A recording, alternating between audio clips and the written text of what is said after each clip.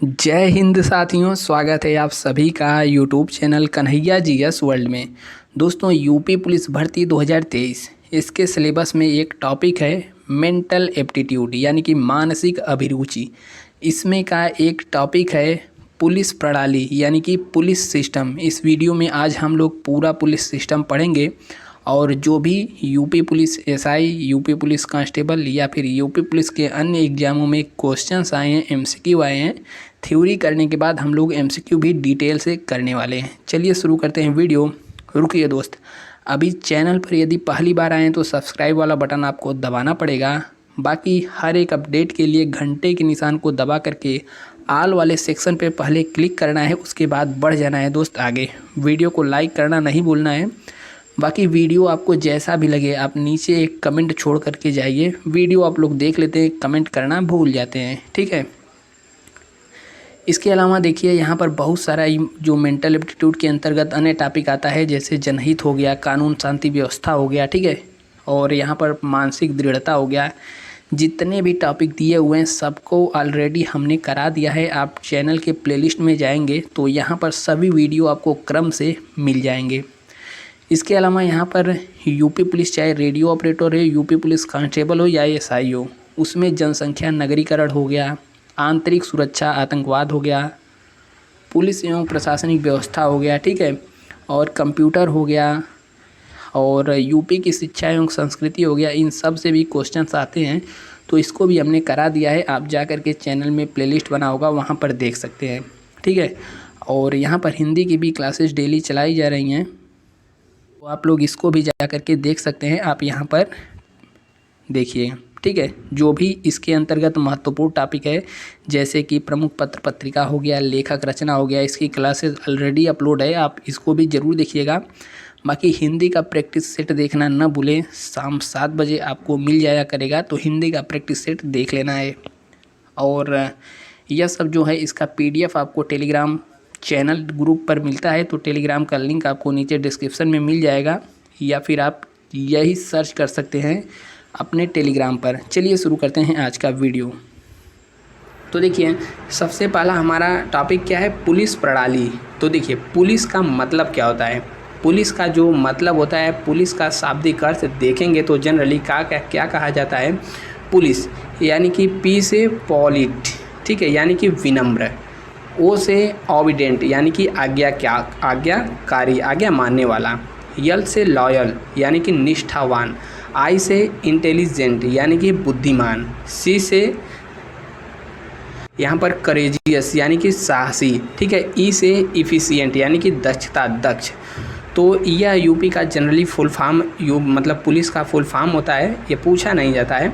बाकी उत्तर प्रदेश पुलिस सिद्धांत की बात करें तो इसका क्या है, आपकी सुरक्षा आपकी संकल्प हमारा, तो इसे याद कर लीजिएगा। यह पूछ देता है पुलिस के एग्जाम में, क्या है उत्तर प्रदेश पुलिस का सिद्धांत, आपकी सुरक्षा यानी कि सुरक्षा आपकी संकल्प हमारा। उत्तर प्रदेश पुलिस ध्वज की बात करें तो इसका लाल और नीला होता है, कुछ इस प्रकार से होता है यहाँ पर, ठीक है, यहाँ पर लाल होता है और नीला होता है, तो आपने देखा ही होगा पुलिस का। आदर्श वाक्य की बात करें यानी कि मोटो क्या है, तो प्रोटेक्शन ऑफ गुड और डिस्ट्रक्शन ऑफ बैड यानी कि अच्छे लोगों का संरक्षण और बुरे लोगों का विध्वंस, बुलडोजर, ठीक है। कार्य क्षेत्र की बात करें तो उत्तर प्रदेश का पुलिस का कार्य क्षेत्र उत्तर प्रदेश तो रहेगा ही रहेगा। यहाँ पर नेक्स्ट देखेंगे विधि न्यायिक, ठीक है, न्यायिक क्षेत्र क्या है, उत्तर प्रदेश है। प्रशासनिक अभिकरण उत्तर प्रदेश सरकार है। और यहाँ पर देखेंगे मुख्यालय, तो देखिए पहले मुख्यालय कहाँ पर था, प्रयागराज में, लेकिन इसका मुख्यालय क्या है, नवीनतम सिग्नेचर बिल्डिंग सेक्टर 7, कहाँ पर, गोमती नगर, और गोमती नगर कहाँ है, लखनऊ में है, ठीक। तो गोमती नगर एक्सटेंशन लखनऊ में यहाँ पर इसका मुख्यालय हो चुका है। पुलिस महानिदेशक की बात करें तो देखिए पुलिस महानिदेशक तो बदलते रहते हैं, लेकिन आपके लिए एक क्वेश्चन है, आपको दोस्त कमेंट करके बताना है वर्तमान में पुलिस के महानिदेशक यानी कि DGP कौन है, ठीक है। इन लोगों के बारे में इनका क्या कार्य होता है, DGP का क्या कार्य होता है, IG का कार्य क्या होता है, इन सब के बारे में डिटेल से बात करेंगे। एक बार आप देख भी लीजिए, हमने जो स्लाइडें बनाई हैं, ठीक है, तो यह सब देख लीजिए एक बार, ठीक है। इनको के बारे में डिटेल से पढ़ेंगे, बस आप पेशेंस बनाए रखिए, ठीक है। तो देखिए तो यूपी के डीजीपी के बारे में कमेंट करिएगा। बाकी उत्तर प्रदेश पुलिस के गठन की बात करें तो उत्तर प्रदेश पुलिस का गठन 1861 में उस समय हुआ था जब भारतीय पुलिस अधिनियम अस्तित्व में आया था। उत्तर प्रदेश पुलिस की बात करें तो कुल 75 ज़िले हैं और कुल मंडल यूपी पुलिस का मंडल है, यूपी का मंडल 18 मत याद करने लगिएगा। यहाँ पर यूपी पुलिस के कितने मंडल है? 8 जोन हैं। रेंज की बात करें तो टोटल यहाँ पर 18 रेंज है। और कमिश्नरेट प्रणाली की बात करें तो वर्तमान में 4 ज़िलों में पुलिस कमिश्नरेट प्रणाली लागू है। लखनऊ में, गौतम बुद्ध नगर में और कानपुर और वाराणसी में। सबसे पहले कहाँ लागू किया गया था याद रख लीजिएगा, लखनऊ और गौतम बुद्ध नगर में वर्ष 2020 में यहाँ पर लागू किया गया था। अब आपके मन में आ रहा होगा आखिरकार पुलिस कमिश्नरेट प्रणाली होती क्या है, तो चलिए इसके बारे में थोड़ा सा जान लेते हैं।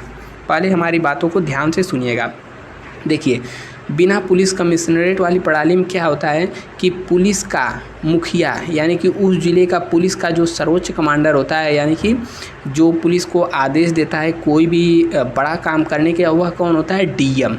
ठीक है, कोई भी बड़ा काम करना हो या फिर कोई जो शस्त्र का होता है लाइसेंस जारी करना हो, होटल या बार का लाइसेंस जारी करना हो, यह सब काम कौन करता है? डीएम। यानी कि पुलिस से जुड़े भी बड़े मुद्दे कौन उठाता है, बड़े काम कौन करता है? डीएम। लेकिन जब पुलिस कमिश्नरेट प्रणाली लागू हो जाती है तो इसमें जो भी बड़े आकस्मिक कार्य हो गए और भी जो भी बड़े कार्य हो गए, पुलिस कमिश्नरेट प्रणाली में जो भी सुरक्षा कानून से संबंधित जो निर्णय लेने का अधिकार किसका हो जाता है? वहाँ के कमिश्नर का। कमिश्नर को हिंदी में कहते हैं आयुक्त, वहाँ के आयुक्त का। ठीक है, तो डीएम में क्या होता है? डीएम का कार्यभार हल्का हो जाता है जब कमिश्नरेट प्रणाली लागू हो जाती है। तो अभी 4 ज़िलों में लागू है, धीरे धीरे यह लागू कर दिया जाएगा अन्य ज़िलों में भी। चलिए यहाँ पर डिटेल पढ़ लेते हैं। इस प्रणाली के अंतर्गत पुलिस और कानून व्यवस्था की सारी पुलिस शक्तियाँ आयुक्त में निहित हो जाती है, यानी कि कमिश्नर के पास चली जाती हैं। इससे पहले क्या होता था? डीएम यानी कि डिस्ट्रिक्ट मजिस्ट्रेट के पास रहता था। कमिश्नरी प्रणाली में पुलिस आयुक्त अपने कार्यक्षेत्र में कानून व्यवस्था बनाए रखने एवं अपने निर्णय के लिए राज्य सरकार के प्रति उत्तरदायी होता है। ठीक है, डायरेक्ट राज्य सरकार के प्रति उत्तरदायी होता है, डीएम के उत्तरदायी नहीं होता है। इस प्रणाली में जो भारतीय दंड संहिता यानी कि सीआरपीसी है, इसमें धारा 107, 116, 144, 145 इस सब का अधिकार किसके पास आ जाता है? कमिश्नर यानी आयुक्त के पास आ जाता है। इस प्रणाली में क्या होता है कि कमिश्नर प्रणाली में पुलिस आयुक्त को अपने जो कार्य क्षेत्र की सीमा है उसके अंदर लाइसेंस जारी करने का भी अधिकार हो जाता है। जैसे शस्त्र लाइसेंस, होटल या फिर बार का लाइसेंस पुलिस आयुक्त ही देता है।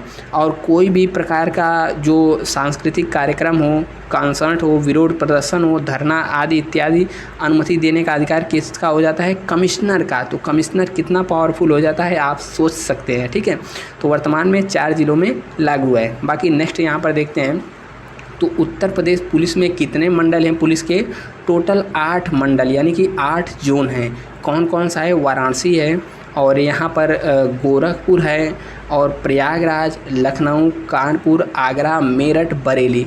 इन 8 को रट लेना है क्योंकि यहाँ पर ऑप्शन में दे देता है कि कौन सा पुलिस का मंडल जोन नहीं है। ठीक है, मंडल या जोन नहीं है तो 3 ऑप्शन दे देगा, एक कोई बाहरी रख देगा। ठीक है, तो इस 8 को याद रख लेना है। कैसे याद करना है अभी हम बता देंगे। बाकी डेली अपडेट के लिए हमारे यूट्यूब चैनल के ही नाम से हमारा टेलीग्राम ग्रुप है, टेलीग्राम चैनल है, आप इसको ज्वाइन कर लीजिएगा। टेलीग्राम पर सर्च कर लीजिएगा या फिर आपको नीचे डिस्क्रिप्शन में लिंक भी मिल जाएगा टेलीग्राम ग्रुप का। ठीक है, यहाँ पर देखेंगे तो देखिए यहाँ पर पुलिस के टोटल 8 मंडल हैं, 8 जोन हैं। तो यह वाला जोन किसका हो गया? वाराणसी जोन का। ठीक है, कलर चेंज करते हैं हम। देखिए यह वाला जोन किसका हो गया? वाराणसी जोन का। और जो हरा वाला दिख रहा है यह जोन किसका हो गया? गोरखपुर मंडल का। ठीक है, और यहाँ पर जो हो गया यह हल्का येलो वाला यह हो गया लखनऊ जोन। और यहाँ पर नीला वाला लखनऊ, सॉरी यहाँ पर देखें गड़बड़ हो गया। यहाँ पर यह वाला जो है पीला वाला यह हो गया इलाहाबाद जोन, नीला वाला हो गया लखनऊ जोन। और यहाँ पर देखेंगे जो ऊपर है तो ऊपर कौन सा हो गया? ऊपर हो गया हमारा ठीक है। ऊपर वाला हो गया मेरठ मंडल और यहाँ पर यह वाला हो गया बरेली मंडल, ठीक है, या आगरा मंडल या फिर आगरा जोन, और यह हो गया कानपुर। तो इसको कैसे याद रख सकते हैं, देखिए आप यूपी का मैप खोल लीजिए। सबसे पहले एक साइड से चलिए, इधर कौन सा आता है, सबसे पहले बनारस, बनारस के बाद यहाँ पर इलाहाबाद, इलाहाबाद के बाद मध्य में चले जाएंगे हम लखनऊ, फिर उसके बगल में गोरखपुर, ठीक है, यहाँ पर कानपुर मंडल, यहाँ पर आगरा, यहाँ पर बरेली और मेरठ, ठीक है। तो मैप वाइज याद करिए, आपको 8 मंडल याद हो जाएंगे और याद होना भी चाहिए। नेक्स्ट यहाँ पर बढ़ते हैं, देखिए डिटेल।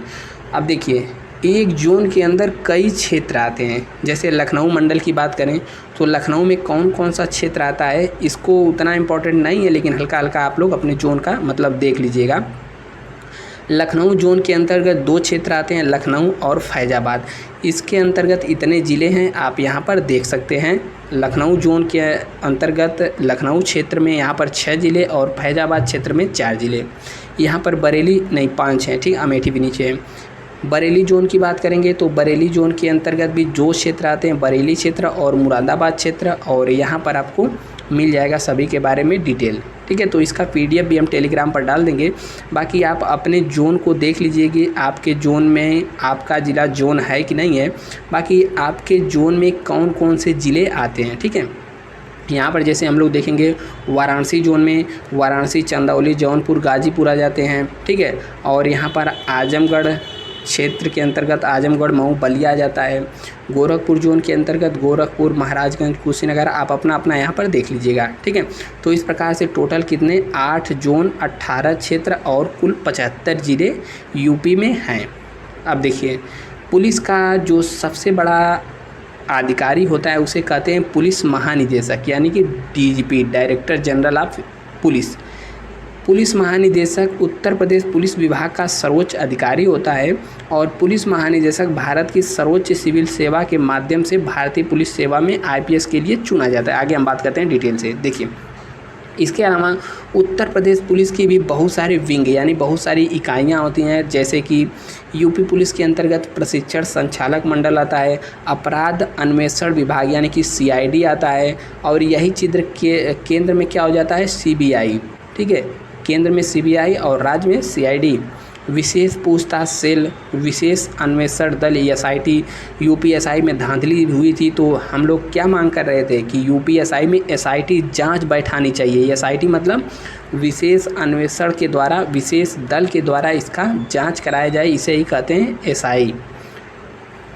अब देखिए यहाँ पर स्पेशल टास्क फोर्स परीक्षा में नकल होता है, तो नकल माफियाओं को पकड़ने का काम कौन करता है, तो स्पेशल टास्क फोर्स यानी कि STF का यह सब काम होता है।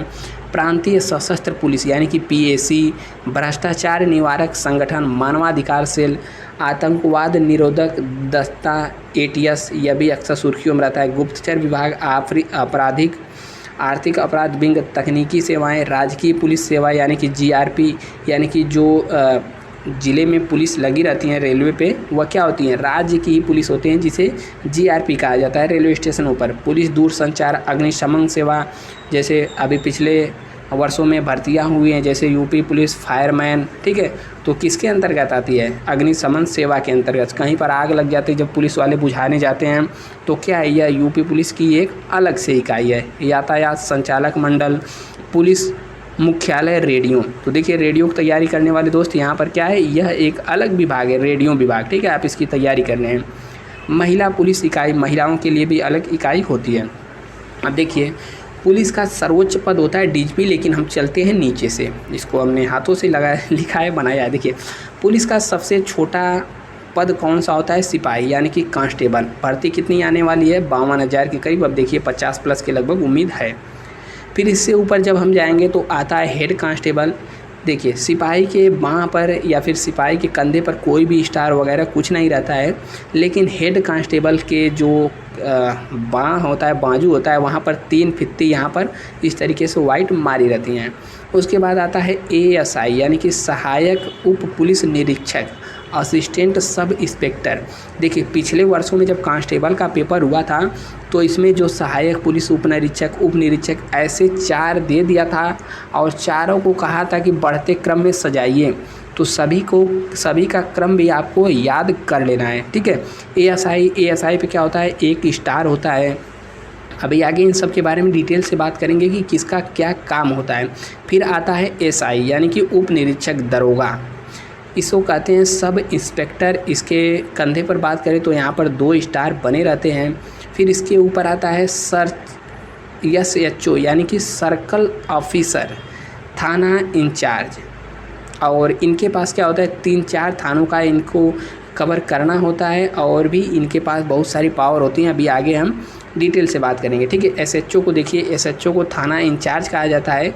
इनके ऊपर आते हैं DSP यानी कि पुलिस उप अधीक्षक, जिसे क्या कहा जाता है, deputy superintendent of police. Circle officer इनको कहा जाता है।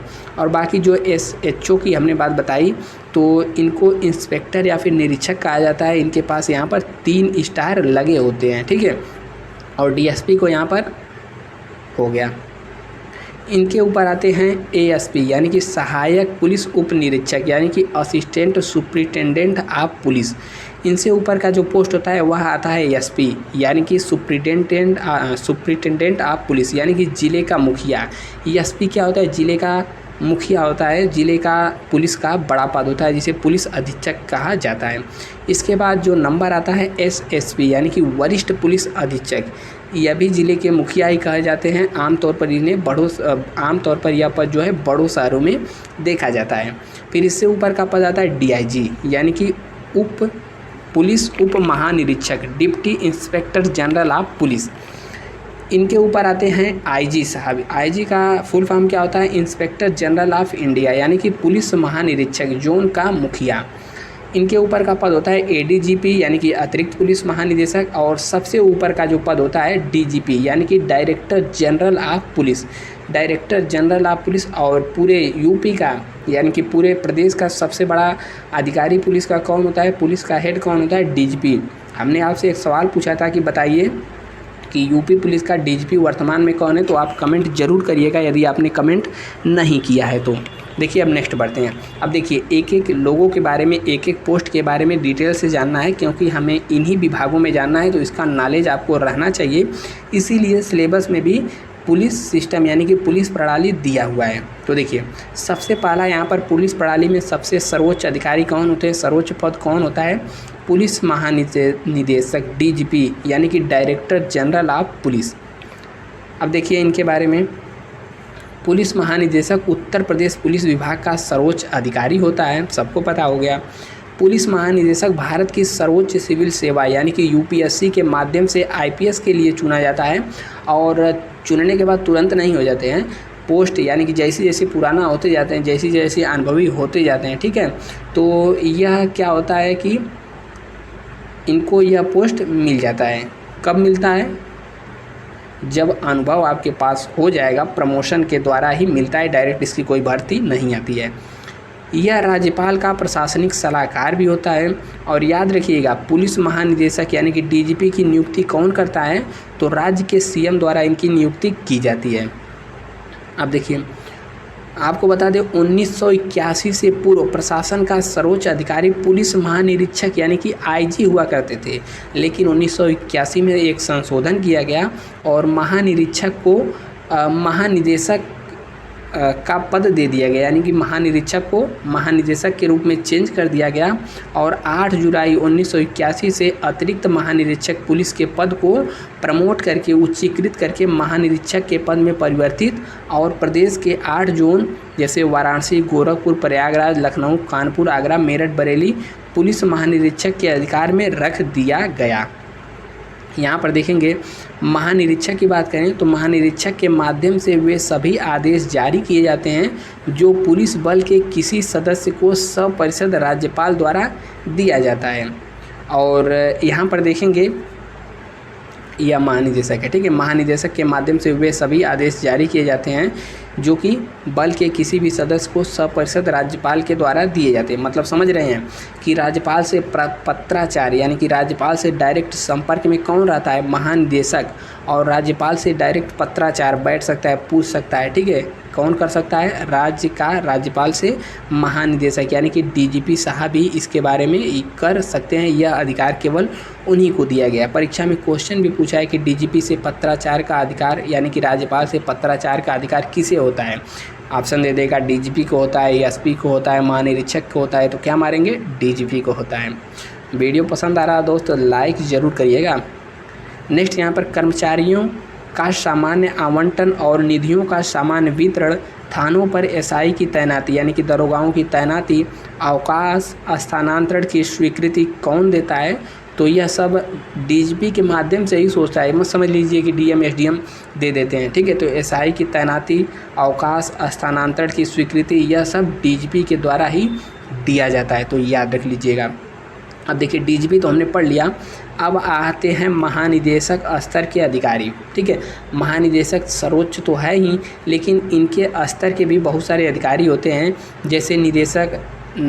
जैसे निदेशक होते हैं, इनका विभाग नागरिक सुरक्षा एवं होमगार्ड का विभाग अलग हो जाता है। ठीक है, और प्रबंध निदेशक पुलिस आवास विभाग के अंतर्गत आ जाते हैं। महानिदेशक अपराध अनुसंधान विभाग के अंतर्गत जाते हैं, लखनऊ में पोस्टिंग होता है। तो इन सबको देखना नहीं है, बस कोई यहाँ पर इम्पोर्टेंट है तो उसके बारे में हम बता देंगे। ठीक है, तो यह सब देख सकते हैं। देखिए अपर पुलिस महानिदेशक, यह भ्रष्टाचार निवारक संगठन के कहाँ पर, लखनऊ में इनकी तैनाती होती है। तो अपर पुलिस महानिदेशक रेलवे विभाग में, ठीक है, इनका लखनऊ में। यह सब क्या है, डीजीपी के समकक्ष हैं। यहाँ पर देखेंगे जो यह वाला विभाग होता है उत्तर प्रदेश पुलिस अपर महानिदेशक प्रधानाचार्य, यह पुलिस प्रशिक्षण महाविद्यालय जो तृतीय सीतापुर में है, इसके हेड होते हैं। और यहाँ पर जो पुलिस अकादमी, प्रथम पुलिस अकादमी थी, उस यहाँ पर कहाँ पर है, मुरादाबाद में। तो यह भी पूछ लिया जाता है पुलिस अकादमी कहाँ पर है, मुरादाबाद में है। तो यह सब आप बस वैसे ही देख लीजिएगा, इसके बारे में पूछा नहीं जाता है। नेक्स्ट यहाँ पर जो पद आता है जिले का मुखिया, जिसे हम लोग कहते हैं एसपी साहब यानी कि सुप्रिटेंडेंट ऑफ पुलिस। तो पुलिस अधीक्षक जिले के मुखिया यानी कि जिले के पुलिस बल का प्रमुख होता है। वह पुलिस दक्षता एवं अनुशासन के लिए पुलिस कर्तव्यों के समुचित पालन के लिए उत्तरदायी होता है। जिले में पुलिस बल तथा मजिस्ट्रेट के बीच सभी सूचनाओं का आदान प्रदान अधीक्षक के माध्यम से ही होता है। तो यहाँ पर पॉइंट टू बी नोटेड। यहाँ पर क्या कह रहा है, एसपी जो होता है या जो जिले का मालिक डीएम होता है, तो इन दोनों के मध्य, ठीक है, पुलिस बल तथा मजिस्ट्रेट की सूचनाओं का आदान प्रदान अधीक्षक के माध्यम से ही होता है। लेकिन जहाँ पर आयुक्त प्रणाली लागू हो जाएगी, ठीक है, तो आयुक्त प्रणाली लागू हो जाएगी तो पुलिस से संबंधित जो भी टॉपिक हैं, पुलिस से संबंधित जो भी आदेश हैं, चाहे कहीं धरना देना हो, कहीं लड़ाई झगड़ा हो गया, ठीक है, कहीं किसी को धरना करने के लिए आदेश देना हो या फिर किसी का शस्त्र का लाइसेंस जारी करना हो, यह सब आदेश किसके पास आ जाता है, आयुक्त के पास, यदि आयुक्त प्रणाली वहाँ पर लागू है। यहाँ पर देखेंगे पुलिस को जारी किए जाने वाले सभी आदेश और अनुदेशक अधीक्षक के माध्यम से ही जारी होता है। तो पुलिस को सभी आदेश कौन देता है, एसपी, यानी कि पुलिस का सबसे हेड एसपी होता है जिले में। आबकारी मामलों पर वार्षिक सम्मेलन में पुलिस अधीक्षक की व्यक्तिगत उपस्थिति आवश्यक होती है और पुलिस अधीक्षक वर्ष में एक बार यदि संभव हो तो ज्ञापन के अनुसार जिला मुख्यालय के प्रत्येक थानों का पूर्ण निरीक्षण करेगा, परंतु किसी मामले में प्रत्येक 3 वर्ष में कम से कम एक बार तो निरीक्षक यहाँ पर इनको जरूर करना होगा अपने ज़िले का। ठीक है, नेक्स्ट देखे जाएंगे इनसे जो नीचे आता है सहायक उप निरीक्षक पुलिस यानी कि असिस्टेंट यानी कि डिप्टी सुप्रिटेंडेंट ऑफ पुलिस, जो कि यूपीपीसीएस, ठीक है, यूपीपीसीएस के माध्यम से यह पोस्ट में सिलेक्शन होता है। और आपको यदि एसपी बनना है तो एसपी के लिए इसके लिए आपको क्या करना होगा, यूपीएससी का एग्ज़ाम क्लियर करना होगा, यूपीएससी, ठीक है, यूपीएससी का एग्ज़ाम क्लियर करना होगा। और इसके लिए यूपीपीसीएस यानी यूपी का जो सर्वोच्च एग्ज़ाम होता है यूपीपीएससी द्वारा, उसको क्लियर करना होता है। देखिए सहायक उप निरीक्षक अधीक्षक के कार्यों में किसी कार्य का निर्वहन कर सकेंगे, वे जांच एवं अनुशंसा कर सकेंगे। वे अंतिम आदेश पारित नहीं कर सकते जब तक कि ऐसा करने के लिए सशक्त न किया जाए, यानी कि एसपी के अंडर में ही रहते हैं, एसपी के कहे अनुसार कार्य यहाँ पर होता है इनका। जो सहायक अधीक्षक जिले के प्रभार के लिए अर्हित यानी कि योग्य होता है, वह अधीक्षक की अनुपस्थिति के दौरान पुलिस मुख्यालय का प्रभार ग्रहण करता है। यानी कि जैसे राष्ट्रपति नहीं है तो उनके स्थान पर उपराष्ट्रपति आता है, तो एसपी नहीं है तो उनके स्थान पर कौन आता है, डीएसपी आता है। उप पुलिस अधिनियम की धारा 7 के अधीन पुलिस अधीक्षक के कृत्यों का निर्वहन करने के लिए सशक्त है। तो धारा अधिनियम 7 के अंतर्गत यहाँ पर ऐसी व्यवस्था की गई है।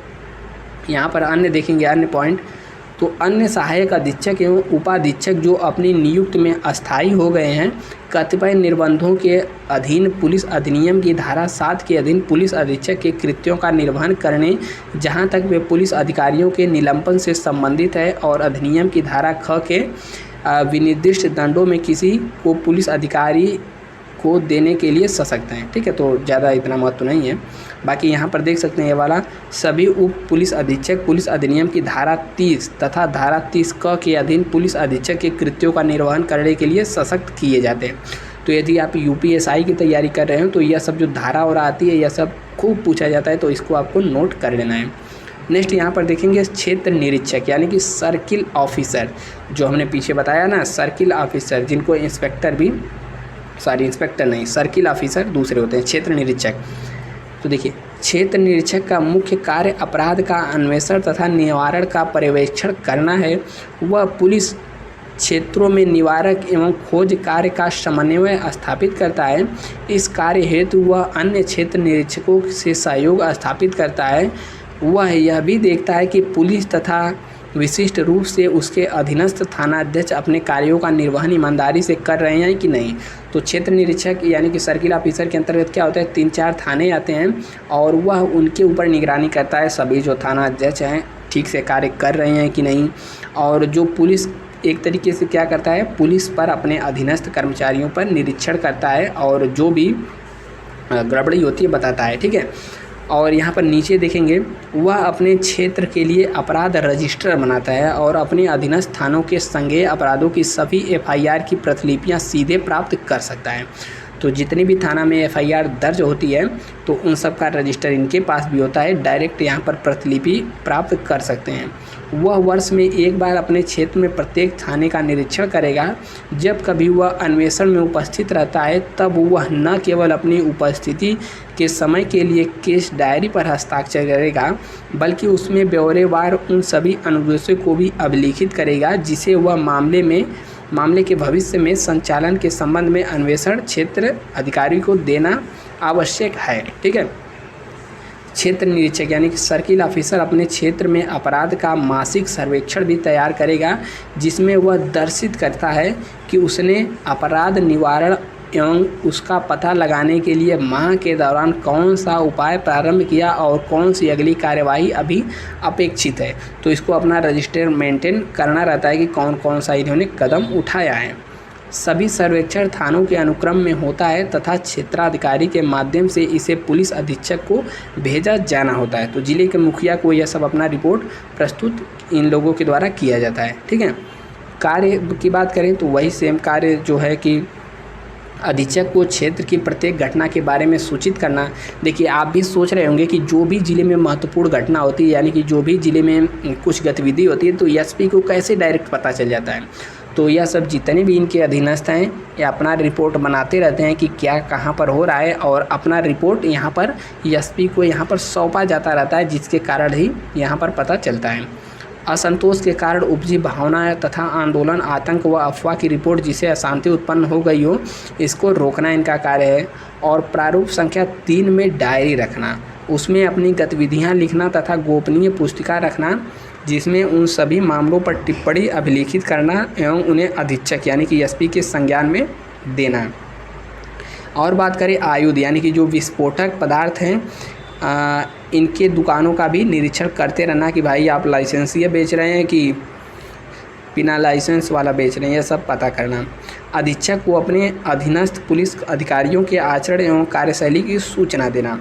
अब बात करें इनसे जो नीचे आते हैं एएसआई यानी कि उप निरीक्षक तथा अधीनस्थ उप निरीक्षक यानी कि एसआई और एएसआई की बात कर रहे हैं। एसआई यानी कि दरोगा डबल स्टार और एएसआई यानी कि सिंगल स्टार। ठीक है, तो देखिए एएसआई की बात करें, उप निरीक्षक यानी कि एसआई की बात करें तो उप निरीक्षक थाने का भार साधक अधिकारी होता है। तो देखिए क्वेश्चन पूछता है कई बार कि थाने का भार साधक अधिकारी कौन होता है, तो कौन होते हैं, एसआई यानी कि दरोगा साहब होते हैं। वह अपने थाने के अंदर पुलिस व्यवस्था का संचालन करता है। वह अपने अधीनस्थों के कर्तव्यों के समुचित क्रियान्वयन तथा उनके द्वारा तैयार किए गए सभी रजिस्टर और अभिलेखों के विवरण को रिपोर्टों की शुद्धता के लिए उत्तरदायी होता है। थाने में अग्नि आयुध और उनके संगीन कारतूस के थैले का भंडार सहित और अन्य सभी हथियार अपने व्यक्तिगत प्रभार में रखता है। यानी कि थाने का सारा कंट्रोल किसके अधीन होता है, एसआई के अधीन होता है। तो भावी थानेदारों के ऊपर बहुत सारी जिम्मेदारियां होती है, पूरे थाने की समझ ही सकते हैं। यहाँ पर देखेंगे, और उप निरीक्षक अपने क्षेत्र में आने वाले सभी ग्रामों को ग्राम पंचायतों के साथ मिलकर अपराध नियंत्रण हेतु विचार विमर्श करता है तथा ग्रामों में रात्रि में गश्ती हेतु सिपाहियों को तैनात करता है। तो देखिए यहाँ पर क्वेश्चन बनता है कि जो रात में गांव में गश्ती करने वाले सिपाही होते हैं, इनकी तैनाती कौन करता है, तो यहाँ पर एसआई के द्वारा किया जाता है। ठीक है, थाने में आने वाले किसी भी प्रकार के डाक को वह अपनी उपस्थिति में व्यक्तिगत रूप से खोलता है तथा थाने में भेजे गए या थाने से भेजे गए सभी आदेश, संसूचनाओं और रिपोर्टों को प्राप्त करता है। वह जनरल डायरी में हस्ताक्षर करता है तथा दिन की सभी कार्यों की व्यवस्था करता है तथा वे सभी निर्देश देता है जो अपेक्षित हों। वह प्रतिदिन माल खाने का निरीक्षण करता है और वह दंड प्रक्रिया संहिता की धारा 157 के अधीन अन्वेषण के लिए अपने अधीनस्थ अधिकारी को प्रतिनियुक्त करता है तथा ठीक है, तो यह सब इसका कार्य होता है। अब देखिए थाने का जो द्वितीय अधिकारी की बात करें यानी कि एएसआई की बात करें, अक्सर इसकी वैकेंसियाँ मतलब प्रमोट होकर के ही अक्सर यहाँ पर बनाया जाता है। ठीक है, थाने का द्वितीय अधिकारी कौन होता है, तो यहाँ पर एएसआई होता है, उप निरीक्षक होता है, अधीनस्थ उप निरीक्षक। वह प्रातःकालीन परेड की व्यवस्था कराना, भार साधक अधिकारी को अधीनस्थों द्वारा कर्तव्यों को निर्वहन में सभी व्यतिक्रमों की लोग की रिपोर्ट, यानी कि प्रतिदिन परेड की जिम्मेदारी किसकी रहती है, एएसआई की। और वह थाने में संलग्न पुलिस की ड्रिल करवाता है तथा भार साधक अधिकारी को आदेशों का पालन करते हुए यह जांच करता है कि आदेशों का पालन अधीनस्थ पुलिस द्वारा किया जा रहा है कि नहीं। कुल मिला जुला करके उसके अंडर में कार्य करता है। अब देखिए यहाँ पर आता है हेड कांस्टेबल, जिसे हम लोग कहते हैं मुहर्रिर भी कहा जाता है, हेड कांस्टेबल, जिसके बाहें पर क्या होती है, 3 फित्ती होती है। ठीक है, कांस्टेबल से ऊंचा पद होता है और इनका मुख्य रूप से क्या कार्य होता है, लिपिकीय कार्य यानी कि लेखा जोखा का जो कार्य करना होता है, यह मुहर्रिर यानी कि हेड कांस्टेबल का कार्य होता है। और यह जब प्रधान कांस्टेबल थाने का भार साधक अधिकारी होता है, भार साधक होता है और उसे दंड प्रक्रिया संहिता की धारा 157 के तहत अन्वेषण करता है, तो वह अपना कर्तव्य थाना छोड़ने की स्थिति में अपना प्रभार अगले वरिष्ठ प्रधान कांस्टेबल को सौंपता है। यानी कि अगर इनको कहीं जाना हो, कहीं खोज करना हो, तो अपना अधिकार किसको देकर जाते हैं, जो वहाँ पर और इनके समकक्ष या फिर अन्य जो वरिष्ठ प्रधान कांस्टेबल हैं उनको सौंप कर ही जाता है, उसके बाद ही अन्वेषण करता है।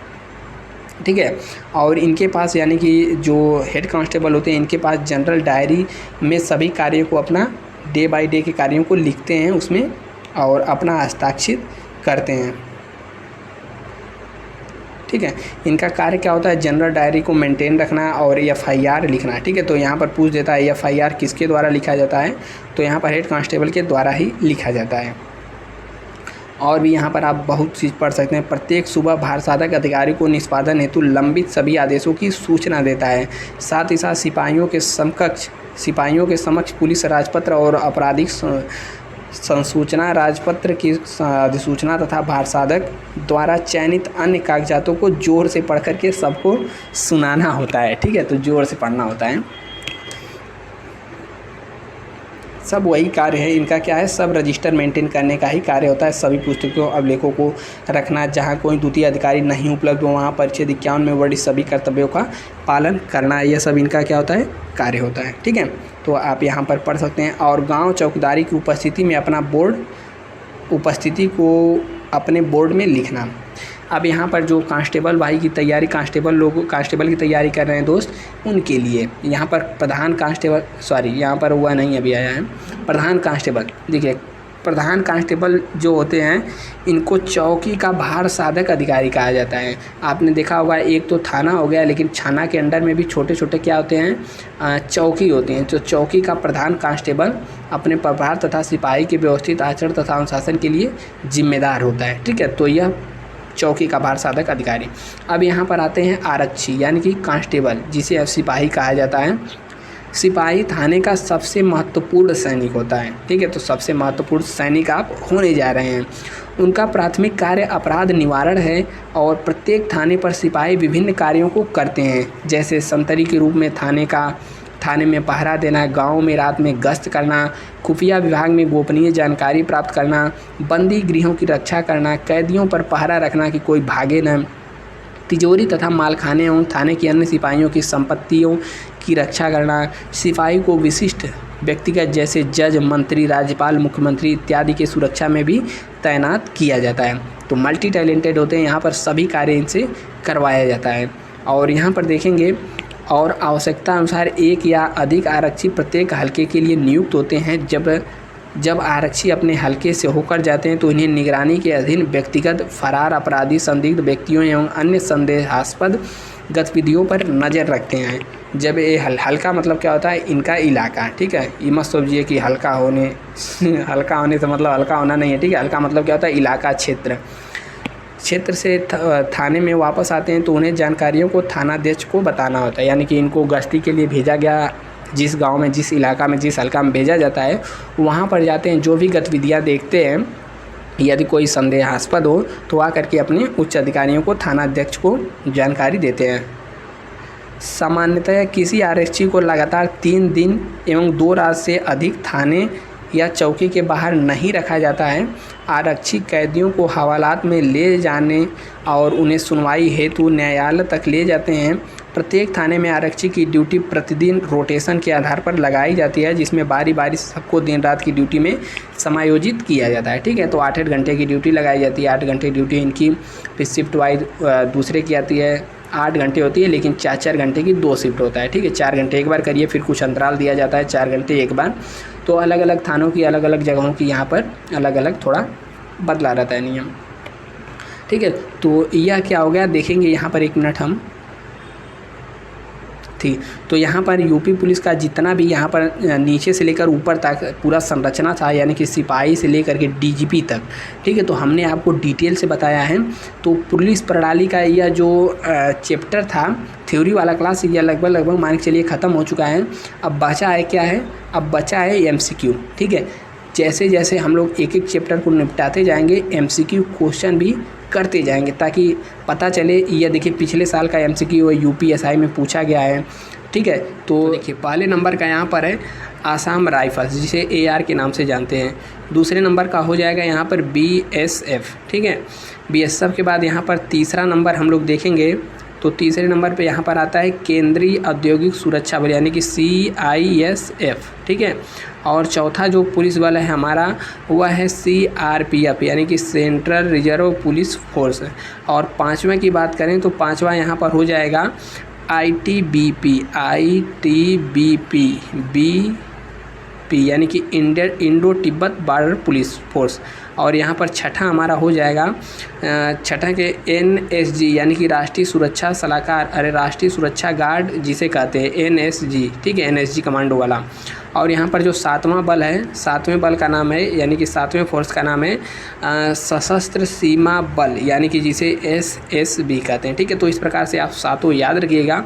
बढ़ते हैं क्वेश्चन नंबर 2 के पास। ठीक है, क्वेश्चन नंबर 2 हमारा यहाँ पर कह रहा है कि पुलिस प्रणाली में FIR का पूर्ण रूप क्या है, यानी FIR का फुल फॉर्म क्या है। तो यह जनरली सबको पता होता है, फर्स्ट इन्फॉर्मेशन रिपोर्ट, यानी कि ऑप्शन नंबर यहाँ पर ए सही हो जाएगा। ठीक है, यह भी देख सकते हैं यूपीएसआई 13 तारीख को 11 दिसंबर में शिफ्ट 3 में पूछा गया था, और यह क्वेश्चन बहुत बार रिपीट हुए हैं। आपको देखिए वीडियो, आपको अंदाज़ा लग जाएगा।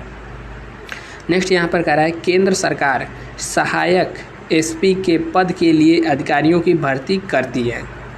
तो देखिए तीसरा क्वेश्चन क्या है, एसपी के पद के लिए अधिकारियों की भर्ती करती है, तो कौन कराता है, मतलब एसपी मतलब समझ रहे हैं, एसपी हमने पहले पार्ट में बताया था। एसपी का मतलब क्या होता है, सुप्रिटेंडेंट ऑफ पुलिस, यानी कि जिला का सबसे बड़ा मुखिया, यानी जिले का हेड कौन होता है, एसपी होता है। तो इसकी भर्ती किसके थ्रू होती है, तो यूपीएससी यानी कि यूनियन पब्लिक सर्विस कमीशन के द्वारा होती है। और यह किस सेवा के लिए भर्ती करता है, तो आईपीएस, यानी कि आईपीएस, ठीक है, इंडियन पुलिस सर्विस। तो आईपीएस के थ्रू यहाँ पर एसपी की भर्ती होती है, ठीक है, एसपी आईपीएस। नेक्स्ट क्वेश्चन हमारा यहाँ पर है, एक नए आदर्श पुलिस कानून का मसौदा तैयार करने के लिए केंद्र सरकार ने वर्ष 2005 में किसकी अध्यक्षता में पुलिस अधिनियम मसौदा की स्थापना की थी। तो इसका आप लोग याद रख लीजिएगा, ऑप्शन नंबर सी सही है, सोले सोराबजी, ठीक है, यह भी यूपीएसआई में पूछा गया क्वेश्चन है। पांचवा क्वेश्चन की ओर हम लोग बढ़ते हैं, तो आता है क्वेश्चन कि क्राइम इन इंडिया सांख्यिकी, ठीक है, क्या है, क्राइम इन इंडिया सांख्यिकी निम्नलिखित में से किस संगठन द्वारा प्रकाशित वार्षिकी प्रकाशन है। कुल मिला जुला के क्राइम इन इंडिया रिपोर्ट को कौन प्रकाशित करता है। तो इसका जो सही जवाब हो जाएगा पाँचवें का बताइए, तो क्राइम इन इंडिया यानी कि भारत में क्राइम, तो इसका सही जवाब हो जाएगा ऑप्शन नंबर डी, राष्ट्रीय अपराध रिकॉर्ड ब्यूरो, ठीक है, राष्ट्रीय अपराध रिकॉर्ड ब्यूरो। नेक्स्ट क्वेश्चन आता है, ठीक है, इसकी स्थापना पूछे तो आप लोग बता दीजिए क्या, 1986 में। नेक्स्ट क्वेश्चन आता है यहाँ पर छठा, कह रहा है कि क्राउन रिप्रेजेंटेटिव पुलिस फोर्स के रूप में केंद्रीय रिजर्व पुलिस किस वर्ष अस्तित्व में आया। सीआरपीएफ यानी जो सीआरपीएफ पहले होता था, सीआरपीएफ सी की जगह क्या होता था, क्राउन होता था। तो इसको क्राउन रिप्रेजेंटेटिव पुलिस फोर्स मतलब सीआरपीएफ यानी कि यहाँ से सी से क्या होता है, क्राउन, CROWN, ठीक है, और यहाँ से सी से क्या आ गया, सेंट्रल, CENTRAL। यह कब अस्तित्व में आया, तो 1939 में। ऑप्शन नंबर बी सही हो जाएगा छठे का, तो इसको याद रख लेना है। नेक्स्ट क्वेश्चन है, पुलिस जांच पड़ताल में व्यापक रूप से उपयोग होने वाले उपकरण लाई डिटेक्टर को क्या कहा जाता है। लाई डिटेक्टर यानी कि झूठ पकड़ने वाली मशीन को क्या कहा जाता है, पॉलीग्राफ भी कहा जाता है, यानी कि पॉलीग्राफ यानी कि झूठ पकड़ने वाली मशीन भी इसे कहा जाता है। ऑप्शन नंबर सी सबको पता होगा। और दोस्त आप हमारे टेलीग्राम चैनल को भी ज़रूर ज्वाइन करिएगा, @ लगा के टेलीग्राम पर हमारे यूट्यूब चैनल के नाम से सर्च कर लीजिएगा। लगभग 1800 के करीब आसपास वहाँ पर लोग जुड़े हैं, आप भी जुड़िएगा, वहाँ पर अपडेट मिलता रहता है। क्वेश्चन नंबर 8, स्वतंत्रता के बाद पहली पुलिस सुधार समिति का गठन किस राज्य में हुआ था, बताइए। इंपॉर्टेंट क्वेश्चन, स्वतंत्रता के बाद पहली पुलिस सुधार समिति का गठन किस राज्य में हुआ था।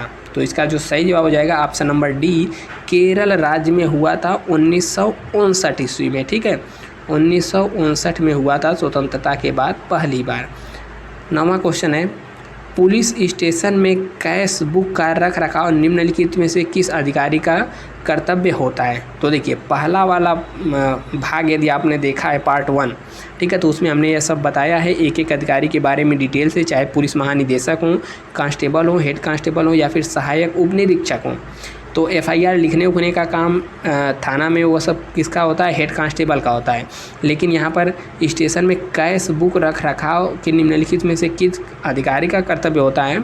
तो इसका सही जवाब हो जाता है ASI, यानी कि जो हमारे असिस्टेंट सब इंस्पेक्टर होते हैं ASI, ठीक है, इनका यह सब कार्य होता है। नेक्स्ट क्वेश्चन है 10वां छूटिया गया, कह रहा है कि DGP UP यानी कि director general of police UP द्वारा पूरे प्रदेश यानी कि उत्तर प्रदेश में शुरू किए गए अभियान ऑपरेशन मुस्कान के पीछे का क्या उद्देश्य है।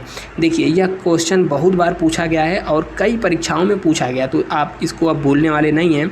देखिए ऑपरेशन मुस्कान किसके लिए शुरू किया गया था, तो जो लापता बच्चे हैं उनकी बारात मतलब उनकी छानबीन के लिए, उनके खोज के लिए, उनके बरामद करने के लिए और पुनः उनके परिवारों से मिलाने के लिए इसका शुरुआत किया गया था। तो ऑप्शन नंबर डी यहाँ पर इसका सही जवाब हो जाएगा। 11वां कह रहा है पुलिस विभाग में अपराध पंजीकरण प्रक्रिया यानी कि FIR का पूर्ण रूप क्या है? तो वही घूम फिर के कहे ना, कई क्वेश्चन कई बार आएगा। तो फर्स्ट इंफॉर्मेशन रिपोर्ट यानी कि ऑप्शन नंबर यहाँ पर C सही है। नेक्स्ट क्वेश्चन है, निम्नलिखित में से किस रैंक के अधिकारी जिला पुलिस बल के प्रमुख होते हैं? तो SP यानी कि सुप्रिटेंडेंट ऑफ पुलिस, तो इसमें कौन हो जाएगा? 12वां पुलिस अधीक्षक। ठीक है, पुलिस अधीक्षक। देखिए शुद्ध हिंदी लिख जाएगा तो आप घबरा जाएंगे। पुलिस अधीक्षक को क्या कहते हैं? SP यानी कि सुप्रिटेंडेंट ऑफ पुलिस। ठीक है, नेक्स्ट क्वेश्चन है यहाँ पर, निम्नलिखित में से कौन सा एक अधिकारी है जिसे आमतौर पर ग्रामीण और शहर के पुलिस स्टेशन में स्टेशन लिपिक राइटर के कर्तव्य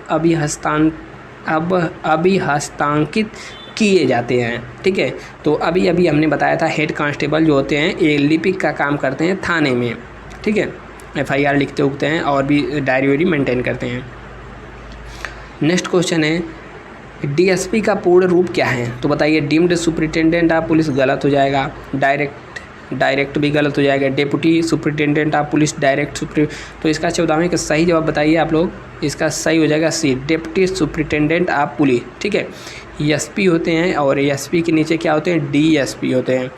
SP देखिए UPSC के थ्रू बनते हैं और DSP किसके थ्रू बनते हैं? PCS पब्लिक सर्विस कमीशन यानी कि UP PCS के द्वारा UP PCS में परीक्षा देने के बाद यहाँ पर आपको रैंक अच्छी आती है तो आपको DSP का पद मिलता है। नेक्स्ट कह रहा है, निम्नलिखित रैंक अधिकारियों में से कौन उत्तर प्रदेश में पुलिस बल का प्रमुख होता है? तो सबसे पुलिस महानिदेशक यानी कि डायरेक्टर जनरल ऑफ पुलिस। ठीक है, 15वें का ऑप्शन नंबर C हो जाएगा जिसे पुलिस महानिदेशक कहते हैं। और एक बार फिर आप लोग कमेंट करके बताइएगा वर्तमान में पुलिस महानिदेशक कौन है, कमेंट में बताना है। नेक्स्ट क्वेश्चन यहाँ पर आता है 16वां अधिनियम, यहाँ पर कुछ मिसिंग है, एक सेकेंड। पुलिस अधिनियम 1900 नहीं बल्कि 1800, पुलिस अधिनियम 1861 के संदर्भ में निम्नलिखित में से किस अधिकारी की लिखित अनुमति के बिना कोई पुलिस अधिकारी अपने कर्तव्यों के अलावा किसी भी रोजगार में संलग्न नहीं होगा? तो सबसे पहला क्वेश्चन यहाँ पर बन गया, पुलिस अधिनियम कब का है? तो पुलिस अधिनियम 1861 ईस्वी का है। तो इसमें जो 16वें का सही जवाब है ऑप्शन नंबर D, यानी कि पुलिस महानिरीक्षक के आदेश के बिना कोई भी जो पुलिस है अपना कोई अलग से रोजगार यानी कि किसी भी रोजगार में संलग्न नहीं होगा। ऑप्शन नंबर 16वें का D सही हो जाएगा। 17वां कह रहा है, निम्नलिखित में से किस अधिनियम के तहत गन लाइसेंस रजिस्टर नामक जारी किए गए लाइसेंसों का एक रजिस्टर प्रत्येक पुलिस स्टेशन में रखा जाना चाहिए? कौन सा अधिनियम है? तो इसका जो पढ़ेंगे तो देखिए किशोर कहाँ से आ जाएगा? जब शस्त्र रखना है तो एकदम गलत हो जाएगा। ठीक है, जब पुलिस मतलब रखना है आपको कहाँ पर? पुलिस स्टेशन में, तो यहाँ पर शस्त्र अधिनियम 1959 लागू होता है। ऑप्शन नंबर C सही हो जाएगा 17वें का।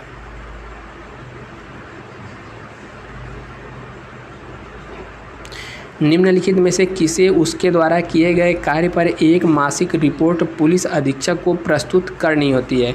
पुलिस अधीक्षक मतलब SP को कौन रिपोर्ट प्रस्तुत करता है?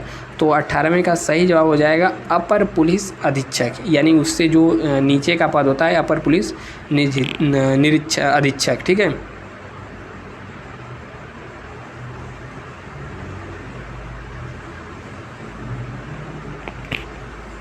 फिर वही क्वेश्चन आ गया, राज्य पुलिस बल का प्रमुख कौन होता है? तो राज्य का पुलिस महानिदेशक होते हैं, यानी कि option number C। Next question यहाँ पर आया, भारत द्वारा अपनाई गई कौन सी नई तकनीकी का उद्देश्य 15,000 पुलिस स्टेशनों और 5,000 पर्यवेक्षक पुलिस अधिकारियों के बीच समन्वय स्थापित करना है? तो 20वें का सही जवाब हो जाएगा, यहाँ पर होगा क्या सही होगा पढ़ते हैं। ऑप्शन नंबर यहाँ पर national intelligence grid, crime mapping, smart policing और अपराध एवं अपराधी ट्रैकिंग नेटवर्क। ठीक है, तो ऑप्शन नंबर यहाँ पर D हो जाएगा। पुलिस है तो यहाँ पर अपराध आएगा ही, option number D। Next question आता है 21वां, कह रहा है भारत सरकार द्वारा किस वर्ष में राष्ट्रीय पुलिस आयोग यानी कि NPC नेशनल पुलिस कमीशन की नियुक्ति की गई थी? तो भारत सरकार द्वारा यहाँ पर पूछ रहा है, तो 21वें का सही जवाब हो जाएगा ऑप्शन नंबर ए, यानी कि 1977 ऑप्शन नंबर सही है। 22वां कह रहा है सरदार वल्लभ भाई पटेल राष्ट्रीय पुलिस अकादमी किस शहर में स्थित है? तो हैदराबाद में है, याद रख लीजिएगा। जीएस का भी बेहतरीन क्वेश्चन है, कई बार यहाँ पर पूछता है। 22वें का डी। कह रहा है कि पुलिस विभाग में निम्नलिखित में से CCIS का पूर्ण रूप क्या है? CCIS, तो देखिए CCIS का फुल फॉर्म होता है यहाँ पर crime and criminals information system, ठीक है। तो यह सब यहाँ पर हो जाएगा, ऑप्शन नंबर डी। कह रहा है कि पुलिस अधिकारी अनुमति के बिना 2 महीने की नोटिस के बिना इस्तीफा नहीं देंगे। यह पुलिस अधिनियम 1861 के निम्नलिखित में से किस धारा के तहत आता है? तो यदि आप UPSI की तैयारी कर रहे हो तो जो आप में वहाँ पर पूछा जाता है संविधान वाला चैप्टर, मूल विधि जिसे कहते हैं, वह उसमें यह सब पूरा डिटेल से रहता है। तो यहाँ पर डिटेल हम नहीं बताने वाले, नहीं यहाँ पर डिटेल पूछा जाता है, ठीक है। तो 24वें का सही जवाब हो जाएगा ऑप्शन नंबर डी। धारा 9 के अंतर्गत यह आता है कि आपको 2 महीने पूर्व ही सूचना देनी पड़ेगी। बाकी रेडियो ऑपरेटर, कांस्टेबल में बस यही याद रख लीजिए, इतना ही बहुत है। नेक्स्ट कह रहा है निम्नलिखित में से किसकी उत्पत्ति विशेष पुलिस प्रतिष्ठान यानी कि SPE से हुई है, जिसे 1941 में भारत सरकार द्वारा स्थापित किया गया था? तो 25वें का सही जवाब हो जाएगा, बताइए। SPE से हुई थी, जिसे 1941 में भारत सरकार द्वारा स्थापित किया गया था। तो इसका सही जवाब हो जाएगा ऑप्शन नंबर डी, केंद्रीय अन्वेषण ब्यूरो। केंद्रीय अन्वेषण ब्यूरो, ठीक है। ऑप्शन नंबर यहाँ पर डी सही है 25वें का। नेक्स्ट क्वेश्चन यहाँ पर 26वां, निम्नलिखित में से कौन रेंज DIG और पुलिस अधीक्षकों को नियंत्रित करेगा और निर्देश और परामर्श देगा कि वे सावधान रहें और अपने वैध कार्यों में एक दूसरे को अधिक्रमित न करें? कौन नियंत्रित करेगा? तो 26वें का सही जवाब हो जाएगा ऑप्शन नंबर ए, यानी कि पुलिस महानिरीक्षक, यानी कि इंस्पेक्टर जनरल, ठीक है, IG साहब। यहाँ पर नेक्स्ट क्वेश्चन आ गया, BPRD का पूर्ण रूप क्या है, जो पुलिस बल के आधुनिकीकरण के प्राथमिक उद्देश्य के साथ गृह मंत्रालय के अंतर्गत आता है? तो पहला क्वेश्चन बन गया, BPRD किसके अंतर्गत आता है? गृह मंत्रालय के अधीन आता है। और BPRD का फुल फॉर्म होता है bureau of police research and development. Option number B यहाँ पर एकदम सही होगा, ठीक है, bureau of police research and development. Next question यहाँ पर है, निम्नलिखित में से कौन सा बोर्ड पुलिस बल के स्थानांतरण, पोस्टिंग, पदोन्नति और सेवा संबंधी अन्य मुद्दों का फैसला लेता है? तो यह कौन लेता है? तो 28वें का सही जवाब हो जाएगा ऑप्शन नंबर 1, पुलिस स्थापना बोर्ड। कह रहा है कि भारत में पहला जेल प्रशिक्षण स्कूल किस राज्य में स्थापित किया गया था? जेल प्रशिक्षण स्कूल, तो ऑप्शन नंबर सी, यानी कि उत्तर प्रदेश में ही स्थापित किया गया था। ऑप्शन नंबर ए सही है, ठीक है। 29वें का option number C, Uttar Pradesh. और उत्तर प्रदेश में भी कहाँ है यदि पूछ ले तो याद रख लीजिएगा, लखनऊ में, ठीक है। और 1940 ईस्वी में स्थापित किया गया था। 29वें के बाद यहाँ पर 30वां क्वेश्चन आता है, राष्ट्रीय जांच एजेंसी यानी कि NIA के तहत स्थापित की गई थी, किसके तहत? तो NIA का अधिनियम 2008 है, याद रखिएगा। यहाँ पर बहुत बार पूछता है NIA, नेशनल इन्वेस्टिगेशन एजेंसी, राष्ट्रीय जांच एजेंसी, ठीक है, 2008 के तहत। यहाँ पर 31वां आता है, भारत में पुलिस स्टेशनों के लिए वार्षिक रैंकिंग कब से प्रकाशित की जाती है? तो ऑप्शन नंबर सी, यानी कि 2015 से प्रकाशित की जाती है। किस मंत्रालय ने हाल ही में भारत में पुलिस स्टेशनों की वार्षिक रैंकिंग जारी की है? तो यहाँ पर जो जारी करता है पुलिस स्टेशनों की वार्षिक रैंकिंग, गृह मंत्रालय के अधीन यह सब कार्य होता है, ठीक है। तो ऑप्शन नंबर डी। भारतीय पुलिस सेवा यानी कि IPS अपने कंधे के फ्लैश पद संकेत पर सैन्य प्रतीक चिन्ह का उपयोग करती है। उपयोग करते हैं जो कि निम्नलिखित में से किस देश की पुलिस बल के फ्लैग पद के संकेत के समान है? तो यहाँ पर यूनाइटेड किंगडम यानी कि यूके, ठीक है, यूके बोले तो ब्रिटेन, ग्रेट ब्रिटेन, ठीक है, तो उसके यहाँ पर ब्रिटेन यूके से यह लिया गया है, उसी के समान है। अगला क्वेश्चन, निम्नलिखित में से कौन सा निकाय राज्य पुलिस सेवा में अराजपत्रित पदों पर सीधी भर्ती करता है? तो अराजपत्रित पदों पर सीधी भर्ती कौन करता है? तो यहाँ पर हो जाएगा राज्य स्तरीय पुलिस भर्ती बोर्ड, ऑप्शन नंबर सी। अगला क्वेश्चन है, उत्तर प्रदेश में पुलिस बल का प्रमुख कौन होता है? फिर वही आ गया घुमा फिरा के क्वेश्चन। तो पुलिस महानिदेशक यानी कि director general of police, DGP साहब। 36वां सवाल आ गया, हैदराबाद में सरदार वल्लभ भाई पटेल राष्ट्रीय पुलिस अकादमी के अधिकारियों के प्रशिक्षण के लिए पाठ्यक्रम आयोजित करती है। तो अभी पीछे यह क्वेश्चन आया था, किसके लिए करती है? आईपीएस यानी कि जो पुलिस सेवा के लिए होते हैं, आईपीएस और आईएएस पूछ दे तब, चूँकि यह पुलिस से संबंधित टॉपिक है इसीलिए पुलिस पूछा है। यदि आईएएस पूछ दे, आईएएस की नियुक्ति कहाँ पर होती है? तो देहरादून, LBSNA लबासना, ठीक है, इसे कहते हैं, यहीं पर इन लोगों का आईएएस का प्रशिक्षण होता है। तिहाड़ जेल भारत के किस राज्य केंद्र शासित प्रदेश में स्थित है? तो तिहाड़ जेल सबको पता होगा राष्ट्रीय राजधानी क्षेत्र दिल्ली में स्थित है। 37वें का ऑप्शन नंबर 38, एक सेकेंड, दिल्ली में स्थित है, ठीक है। यहाँ पर एक क्वेश्चन छूट गया था पीछे, सरदार वल्लभ भाई पटेल राष्ट्रीय पुलिस अकादमी कहाँ पर स्थित है? तो फिर वही क्वेश्चन आ गया 37वें का ऑप्शन नंबर सी, हैदराबाद में स्थित है। 38वां क्वेश्चन आता है, नई सहस्त्राब्दी में चुनौतियों का सामना करने के लिए पुलिस में संरचनात्मक परिवर्तनों का सुझाव देने के लिए जनवरी 2000 में भारत सरकार द्वारा किस समिति का गठन किया गया था? तो आ गया थोड़ा तगड़ा क्वेश्चन, तो बस याद रख लीजिए कि पद्मनाभ हैया समिति का यहाँ पर किया गया था गठन।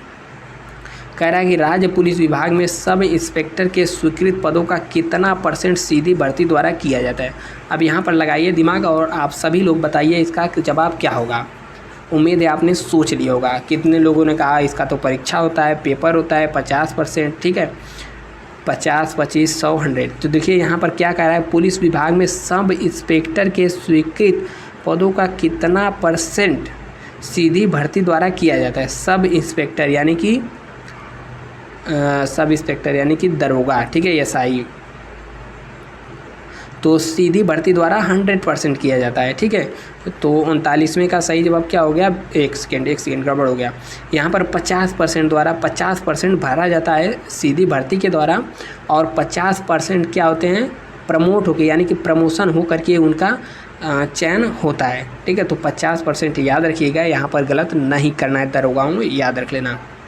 40वां कह रहा है कि राष्ट्रीय पुलिस आयोग यानी कि NPC का गठन कब किया गया था? तो पीछे भी यह क्वेश्चन आ चुका है, 1977 ईस्वी में इसका गठन किया गया था, ठीक है। 40 क्वेश्चन निपटा दिए हैं। अब 40 के बाद यहाँ पर आता है क्वेश्चन नंबर 41, कहाँ गया भाई? 47 आ गया डायरेक्ट। चलिए 47वां कह रहा है कि तिहाड़ जेल भारत के किस राज्य या केंद्र शासित प्रदेश में स्थित है? तो आपको बता ही दिया हमने कि राष्ट्रीय राजधानी क्षेत्र दिल्ली में स्थित है, ठीक है। नेक्स्ट यहाँ पर क्वेश्चन आता है 48वां कि भारत में सशस्त्र पुलिस विशेष शक्तियाँ अधिनियम किस वर्ष लागू किया गया था? तो 48वें का सही जवाब हो जाएगा 1958 में इसको लागू किया गया था। UPASI 4/12/2021 में इसको पूछ लिया है। 49वां कह रहा है कि भारतीय सशस्त्र बलों की युवा शाखा यानी कि NCC का पूर्ण रूप क्या है? तो NCC आप में से बहुत सारे लोग किए भी होंगे, ABC ग्रेड इस तरीके से होता है। तो NCC का फुल फॉर्म होता है राष्ट्रीय नेशनल कैडेट कॉर्प्स, ठीक है, यानी कि नेशनल कैडेट कॉर्प्स। तो ऑप्शन नंबर यहाँ पर ए सही हो जाएगा, NCC, ठीक है। 50वां कह रहा है निम्नलिखित में से कौन सी रेंज 1985 में विशेष रूप से भारत के प्रधानमंत्री और पूर्व प्रधानमंत्रियों को सुरक्षा कवच प्रदान करने के लिए स्थापित की गई थी? तो 1985 में कौन सा सुरक्षा कवच प्रदान किया गया था? तो 85 का सही जवाब हो जाएगा ऑप्शन नंबर सी, यानी कि SPG विशेष सुरक्षा दल।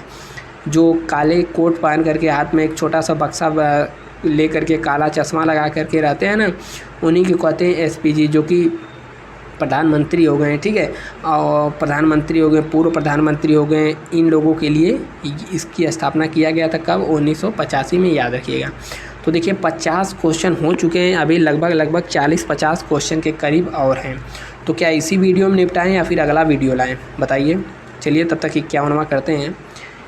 नेपाल और भूटान के साथ भारत की लगने वाली सीमाओं की रक्षा कौन सा पुलिस बल करता है? तो भारत और नेपाल, भारत और भूटान, ठीक है। तो आप सबको पता होगा ऑप्शन नंबर ए, यहाँ पर सशस्त्र सीमा बल यानी कि SSB इसकी सुरक्षा करता है। तो वीडियो बहुत ज़्यादा लंबा हो जाएगा, वैसे भी हमने 50 क्वेश्चन कर लिया है और 50 क्वेश्चन कम नहीं है, ठीक है। यदि अभी कोई सामने आकर पढ़ाता तो बाकी लाइव क्लास चलती तो उसमें कमेंट पढ़ा जाता, कमेंट का उत्तर दिया जाता, तो यही क्लास आपकी 2-1.5 घंटे से भी ज़्यादा हो जाती, ठीक है। यहाँ पर बाकी ऐसा कोई व्यवस्था नहीं है, डायरेक्ट पॉइंट टू पॉइंट बात की गई है और 50 प्लस यानी 51 क्वेश्चन निपट गए हैं। बाकी के 100 क्वेश्चन तक हैं, नेक्स्ट पार्ट में हम लोग निपटा देंगे।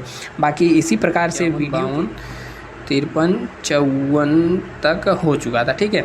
54 के बाद यहाँ पर 55वां शायद बचा रह गया था। देखिए 55वां क्वेश्चन क्या है? भारत की आंतरिक खुफिया एजेंसी आसूचना ब्यूरो IB, तो इंटेलिजेंस ब्यूरो होता है, ठीक है। तो आंतरिक खुफिया एजेंसी इंटेलिजेंस ब्यूरो किस केंद्रीय मंत्रालय के तहत कार्य करती है? तो बहुत इंपॉर्टेंट क्वेश्चन है, बताइए आप लोग। तो उम्मीद है आप सभी ने लगाया होगा गृह मंत्रालय। गृह मंत्रालय लगाया है तो एकदम सही जवाब है। 55 का सही जवाब हो जाएगा ऑप्शन नंबर डी, ठीक है। हिंदी में आसूचना ब्यूरो कहते हैं। नेक्स्ट क्वेश्चन यहाँ पर 56वां है कि केंद्रीय अन्वेषण ब्यूरो यानी कि CBI सेंट्रल इन्वेस्टिगेशन ब्यूरो किस केंद्रीय मंत्रालय के तहत कार्य करती है? उम्मीद है आपने इसमें भी लगा दिया होगा गृह मंत्रालय। अगर गृह मंत्रालय आपने लगाया है तो गलत है, इसका सही जवाब होगा कार्मिक लोक शिकायत और पेंशन मंत्रालय के अंतर्गत, ठीक है। तो 56वें का ऑप्शन नंबर डी एकदम सही जवाब हो जाएगा। और जान लीजिए यह मंत्रालय किसके अंतर्गत आता है? तो इसके हेड कौन होते हैं? PM होते हैं, ठीक है। कार्मिक लोक शिकायत और पेंशन ये सब मंत्रालय PM के अंतर्गत आता है। नेक्स्ट क्वेश्चन है 57वां, कह रहा है कि निम्नलिखित में से कौन सा राज्य पुलिस में सर्वोच्च रैंकिंग वाला अधिकारी होता है? तो देखिए कई बार घूम फिर के क्वेश्चन आ चुका है। तो DGP बोले तो DGP यानी कि director general of police, police महानिदेशक। चलिए एक बार इसके क्रम के बारे में हम थोड़ा जान लेते हैं। देखिए नंबर 1 पे यहाँ पर नीचे क्या होता है? कांस्टेबल होता है। फिर इसके ऊपर क्या होता है? हवलदार या फिर हेड कांस्टेबल कह सकते हैं, ठीक है। फिर इसके ऊपर कौन आते हैं? ASI यानी कि इनको असिस्टेंट सब इंस्पेक्टर कहा जाता है। फिर इसके ऊपर क्या आते हैं? ASI बोले तो दरोगा सब इंस्पेक्टर। फिर इनके ऊपर कौन आते हैं? इंस्पेक्टर, ठीक है, इंस्पेक्टर जिनको 3 स्टार मिलता है। इसके ऊपर आते हैं DSP बोले तो डिप्टी सुपरिटेंडेंट ऑफ पुलिस। इसके ऊपर कौन आते हैं? ASP यानी कि असिस्टेंट सुपरिटेंडेंट ऑफ पुलिस। इसके ऊपर कौन आते हैं? SP बोले तो सुपरिटेंडेंट ऑफ पुलिस यानी ज़िले का हेड, UPSC के थ्रू यहाँ पर भर्ती होता है, ठीक है। फिर इसके ऊपर आते हैं यहाँ पर SSP यानी कि सीनियर सुपरिटेंडेंट ऑफ पुलिस, यह सीनियर होते हैं ASP से भी। इसके ऊपर आते हैं SSP बोले तो सीनियर, ये तो हो गया, SSP तो हो गए। SSP के बाद कौन आते हैं? DIG deputy inspector general of police, ठीक है। DIG के ऊपर आते हैं IG बोले तो इंस्पेक्टर जनरल यानी कि पुलिस महानिरीक्षक। उसके ऊपर आते हैं ADG यानी कि additional director general of police, ठीक है। फिर सबसे ऊपर कौन आते हैं? DGP यानी कि director general of police, police महानिदेशक। तब यह क्रम आपको याद रख लेता है, परीक्षाओं में पूछ देता है और मिलाने को भी कर देता है कि आप मिलाइए बढ़ते क्रम में। 58वां क्वेश्चन आ गया, कह रहा है कि नागरिक और राजनीतिक अधिकारों पर अंतर्राष्ट्रीय प्रसंविदा यानी कि ICCPR को संयुक्त राष्ट्र महासभा द्वारा कब अपनाया गया था। देखिए ICCPR को संयुक्त राष्ट्र महासभा द्वारा 1966 में अपनाया गया था। ऑप्शन नंबर इसका ए सही हो जाएगा।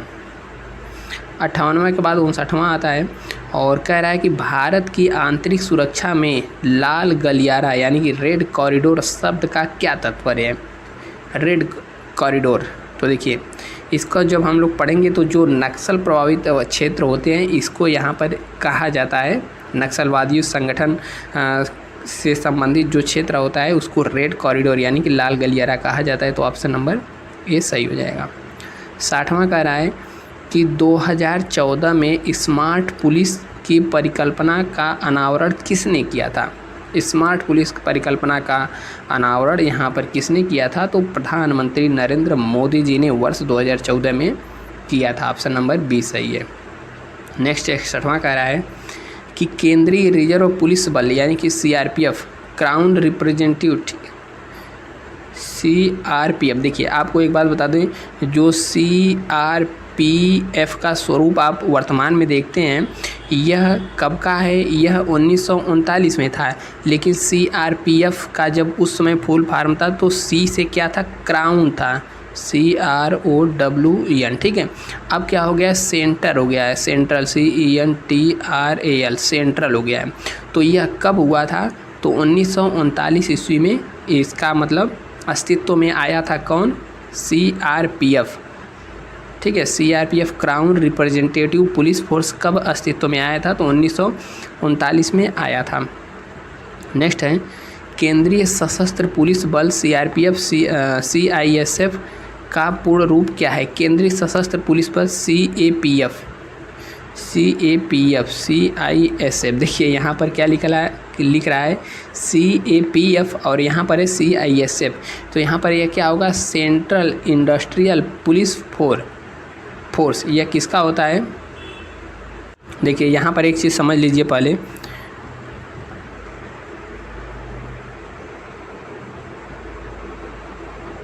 एक सेकेंड, देखिए यहाँ पर जो CAPF की बात किया है, CAPF का फुल फॉर्म क्या होता है, सेंट्रल आर्म्ड पुलिस फोर्स, ठीक है।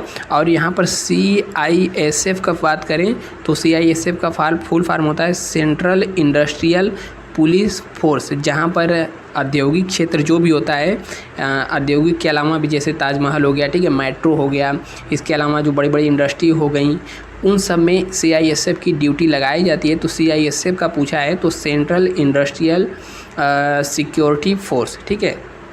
तो ऑप्शन नंबर 62 का सही हो जाएगा, ऑप्शन नंबर ए। क्वेश्चन 62 का ऑप्शन नंबर ए सही हो जाएगा।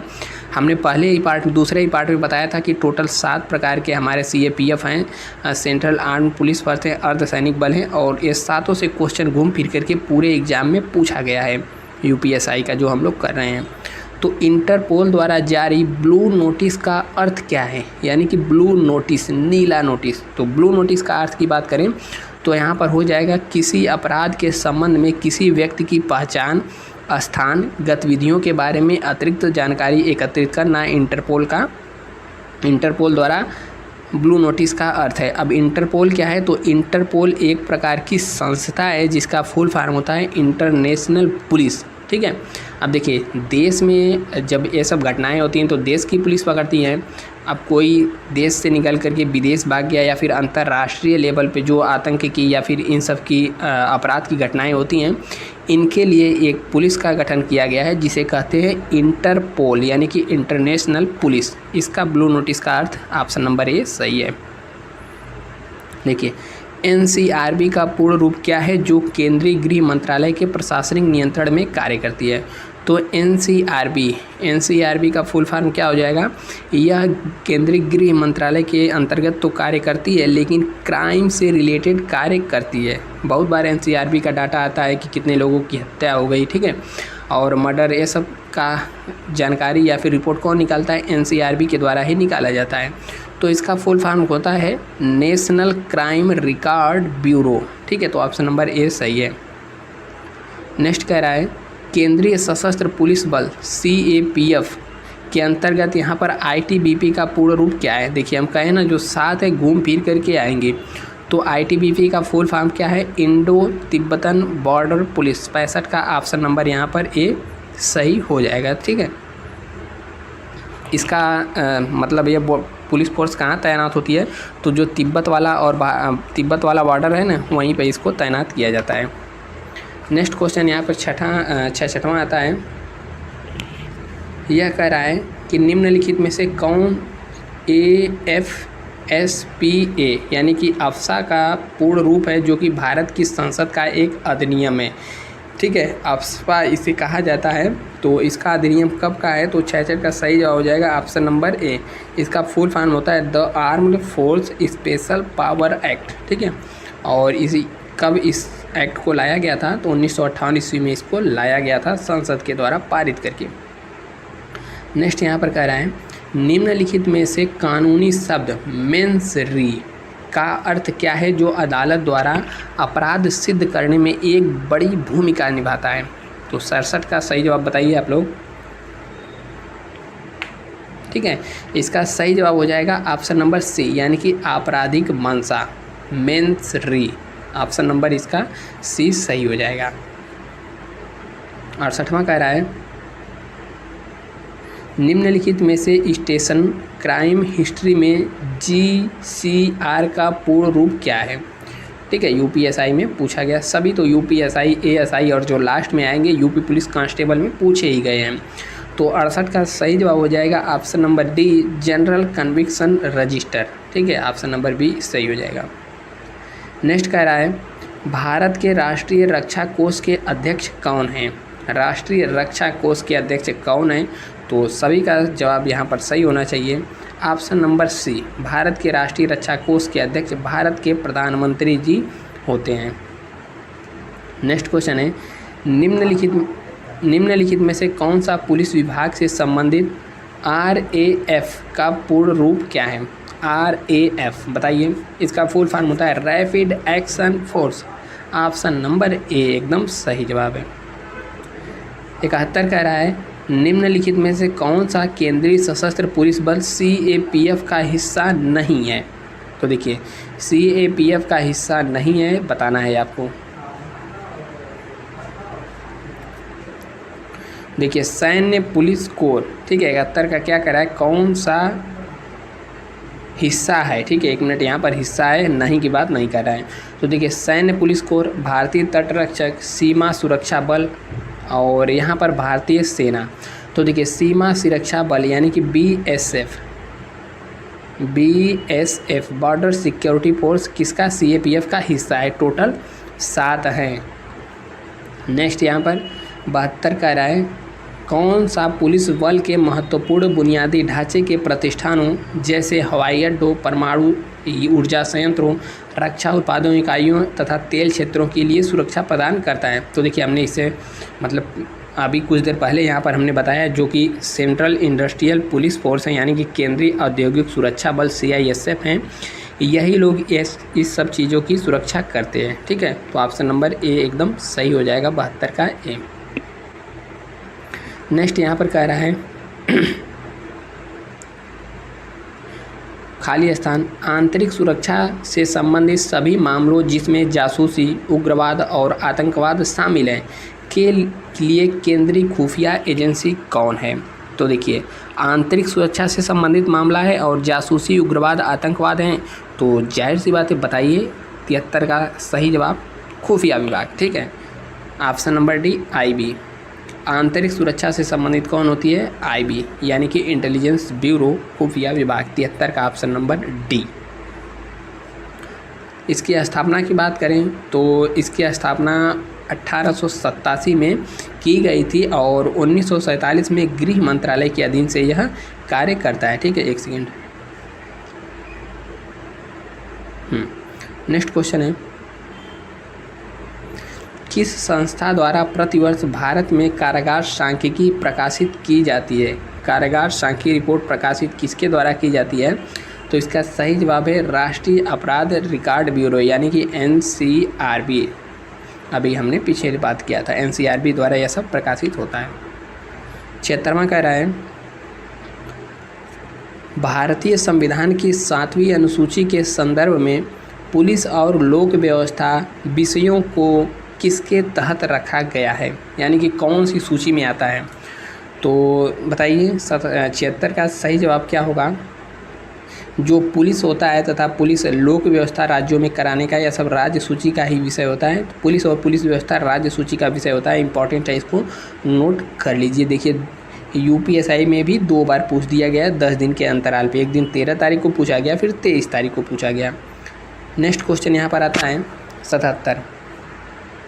भारतीय सशस्त्र बलों में सर्वोच्च कमांडर कौन होते हैं, यानी कि भारत का जो सशस्त्र बल है उसका सर्वोच्च कमांडर कौन होता है। थल सेना अध्यक्ष, या फिर भारत के प्रधानमंत्री, या फिर रक्षा प्रमुख CDS। तो सर्वोच्च कमांडर की बात कर दें तो भारत के राष्ट्रपति होते हैं। 77 का ऑप्शन नंबर ए एकदम सही हो जाएगा। नेक्स्ट है, निम्नलिखित में से स्वतंत्र भारत के प्रथम कानून मंत्री कौन थे। कानून मंत्री कौन थे, तो बताइए। कानून मंत्री option number D, doctor Bhimrao Ambedkar ji. ठीक है, और कब से कब तक थे, तो इन्होंने 1947 से यहाँ पर 51 तक इन्होंने कार्यकाल अपना संभाला था कानून विभाग का। नेक्स्ट है, निम्नलिखित में से किस वर्ष में भारतीय संसद द्वारा पुलिस बल अधिकारों का प्रतिबंध अधिनियमित किया गया था। तो 79 का सही जवाब हो जाएगा ऑप्शन नंबर डी, यानी कि 1966 में। यह सब का सब पूछा हुआ प्रीवियस ईयर क्वेश्चन है। नेक्स्ट आता है, देखिए इंटरपोल की हम लोग बात कर रहे थे। इंटरपोल बोले तो इंटरनेशनल पुलिस, इसका मुख्यालय क्या है, कहाँ पर है, और इसका मुख्यालय कहाँ पर है, तो लियोन में है। लियोन कहाँ पर पड़ता है, फ्रांस में। ठीक है, तो 80 का ऑप्शन नंबर ए हो जाएगा। कभी कभी फ्रांस ना देख करके लियोन दे देता है। लियोन कहाँ पर है, फ्रांस में ही है। नेक्स्ट क्वेश्चन है, कह रहा है कि निम्नलिखित में से कौन सी एजेंसी भारत के प्रधानमंत्री को समीपवर्ती सुरक्षा कवच प्रदान करने के लिए अनन्य रूप से कार्य करती है। तो कल भी यह क्वेश्चन आया था और आज भी आ गया है, उम्मीद है आपने देखा होगा। तो एकदम सही जवाब देंगे SPG, यानी कि विशेष सुरक्षा दल। और इसका गठन की बात करें तो SPG की स्थापना कब हुई थी, तो 1988 में SPG की स्थापना हो गई थी, जिसका मुख्यालय कहाँ पर है, नई दिल्ली में है। इसका काम क्या होता है, प्रधानमंत्री तथा उनके जो परिवार के सदस्य होते हैं या फिर पूर्व प्रधानमंत्री होते हैं, तो उनकी सुरक्षा के लिए इसको बनाया गया था। 82 नंबर का क्वेश्चन आ जाता है और यह कहता है कि आप एक पुलिसकर्मी हैं, इसलिए आपका कर्तव्य रक्षा करना है। ठीक है, आप पुलिसकर्मी हैं तो आप किसकी रक्षा करेंगे, बताइए। अपने समुदाय की, केवल अल्पसंख्यक समुदाय की, केवल बहुसंख्यक समुदाय की, या फिर आपके स्वयं के समुदाय की। तो 82 का क्या होगा, बताइए। तो यहाँ पर क्या करेंगे, सभी समुदायों की रक्षा करेंगे। बेहद कॉमन क्वेश्चन है, ASI 2018 में पूछा गया है। 82 कह रहा है कि उत्तर प्रदेश आर्म्ड कॉन्स्टिट्यूटरी एक्ट किस वर्ष पारित किया गया था। तो कब किया गया था, तो 1948 ईस्वी में ही इसे पारित किया गया था। ठीक है, तो UPSI रैंकर 2011 के एग्ज़ाम में पूछा गया है। नेक्स्ट कह रहा है यहाँ पर, पुलिस रेगुलेशन के पैरा 233 के अनुसार ग्राम अपराध नोटबुक के भाग 1, 2, 3 में एंट्रीज कौन करता है, तो एंट्री यहाँ पर करते हैं थानाध्यक्ष दी। ठीक है, UPSI 2011 का क्वेश्चन है। नेक्स्ट कह रहा है, पुलिस रेगुलेशन के किस प्रस्तर में ड्यूटी पर नशे में रहना अथवा नशे के सेवन प्रतिबंधित किया गया है। तो इसका सही जवाब हो जाएगा ऑप्शन नंबर बी, 73A में किया गया है। नेक्स्ट आया, निरीक्षण पुस्तक हिंदी फॉर्म संख्या 35 को सुरक्षित रखने की अवधि क्या है। तो इसकी अवधि बताइए। निरीक्षण पुस्तक हिंदी फॉर्म संख्या 35 को, इसकी जो सुरक्षित रखने की अवधि है वह ऑप्शन नंबर हो जाएगा सही ए, यानी कि 5 वर्ष तक इसको सुरक्षित रखना है। नेक्स्ट क्वेश्चन आता है यहाँ पर, आबकारी अपराधों का पता लगाने व चालान करने का अब अधिकार निम्न में से किसको है? तो आबकारी अपराधों की बात यहाँ पर कर रहे हैं। तो देखिए, इसका पता लगाने का कार्य जो है ऑप्शन नंबर यहाँ पर डी सही होगा। आबकारी निरीक्षक व पुलिस दोनों को ही है। नेक्स्ट क्वेश्चन है, उत्तर प्रदेश में पुलिस उपाधीक्षक की भर्ती हेतु परीक्षा व साक्षात्कार निम्न में से किसके द्वारा कराया जाता है? तो जाहिर सी बात है 88 का सही जवाब हो जाएगा option number B, Uttar Pradesh लोक सेवा आयोग द्वारा। ठीक है, पुलिस उपाधीक्षक की बात कर रहा है तो यह यूपीपीएससी द्वारा, यूपीपीएससी यानी कि Uttar Pradesh public service commission के द्वारा कराया जाता है। ठीक है, तो पुलिस समझ के पुलिस भर्ती बोर्ड मत मार दीजिएगा। नेक्स्ट क्वेश्चन है यहाँ पर,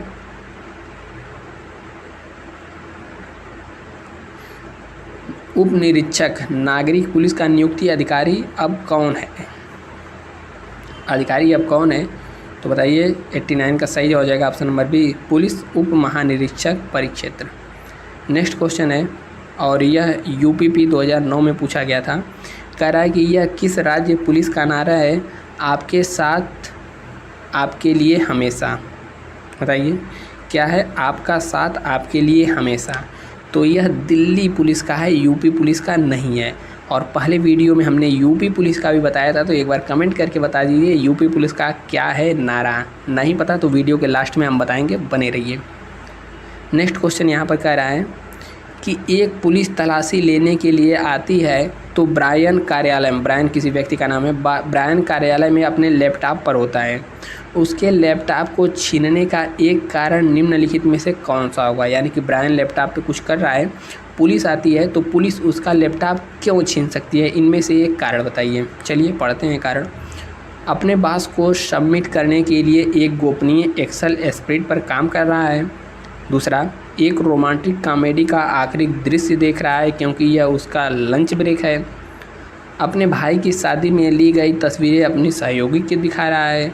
या फिर एक वेबसाइट की जांच कर रहा है जो आपको विस्फोटक उपकरण बनाने का टिप्स देती हैं। तो ऐसे क्वेश्चन आसानी से पकड़ाए जाते हैं, एकदम सही है। लैपटॉप लेकर के विस्फोटक बनाने का देख रहा है कि कैसे बनाते हैं, टिप्स दे रहा है, तो पकड़ा ही जाएगा। तो सही जवाब हो जाएगा डी। कब पूछा गया था? तो यूपी जेल वार्डर फायरमैन 19/12/2022 में। ठीक है, नेक्स्ट क्वेश्चन यहाँ पर आया, कह रहा है निम्न में से पुलिसकर्मियों का कौन सा आचरण जनता के विश्वास को नहीं पा सके? देखिए क्या है, मेले में खोए गए बच्चे को ढूंढ निकालना, या फिर इसके अलावा कह रहा है यातायात व्यवस्था को संभाल कर दुर्घटनाओं को रोकना, चोरी डकैती से जनता को बचाने के लिए गश्त लगाना, केवल पुलिस स्टेशन में ही कानून का नियंत्रण करना। तो 92 का सही जवाब हो जाएगा ऑप्शन नंबर डी। यहाँ पर क्या पूछा था? विश्वास नहीं पा सके। ठीक है, तो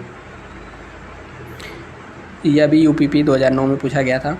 अपराध नियंत्रण के लिए पुलिस को क्या करनी चाहिए? रात में गश्त लगानी चाहिए, दिन और रात दोनों में गश्त लगानी चाहिए, कभी भी अचानक गश्त लगाना चाहिए, या फिर योजनाबद्ध तरीके से गश्त लगानी चाहिए। देखिए जो ऑप्शन जी भी होगा आएगा ऑप्शन नंबर बी, सोचेगा लगा देगा कि हाँ दिन और रात दोनों में गश्त लगानी चाहिए, लेकिन यहाँ पर योजनाबद्ध तरीके से यहाँ पर गश्त लगानी चाहिए। ऑप्शन नंबर डी हो जाएगा। तो ऑप्शन को सभी को एक बार पढ़ लेना है दोस्त।